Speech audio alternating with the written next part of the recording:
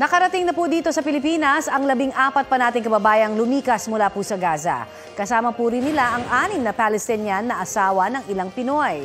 Ayon sa Department of Foreign Affairs, makakukuha ng tulong pinansyal mula po sa kanila ang lahat ng mga kababayan nating lumikas mula sa Gaza. Mamayang hapon, inaasahang darating po ang 13 pang Pinoy at 6 na Palestinian.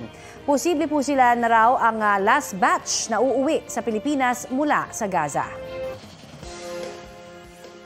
Ni-raid naman ng puwersa ng Israel ang pinakamalaking hospital sa Gaza. Ayon sa Israeli Defense Forces, precise targeted operation laban sa mga miyembro ng grupong Hamas ang ginawa nila sa compound ng Al-Shifa Hospital. Batay raw sa kanilang impormasyon, may command center ang grupo ng ilalim ng ospital.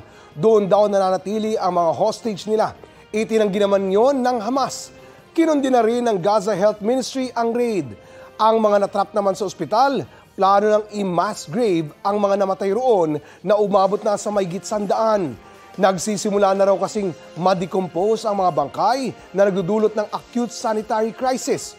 Una nang napabalita na nauubusan na ng supply ang ospital, pero hindi mailikas ang mga pasyente dahil sa mayat-mayang airstrikes ng Israel sa paligid nito. Mga kapuso, para sa mga maiinit na balita, mag-subscribe sa GMA Integrated News sa YouTube. Sa mga kapuso abroad, subaybayan niyo po kami sa GMA Pinoy TV at sa www.gmanews.tv.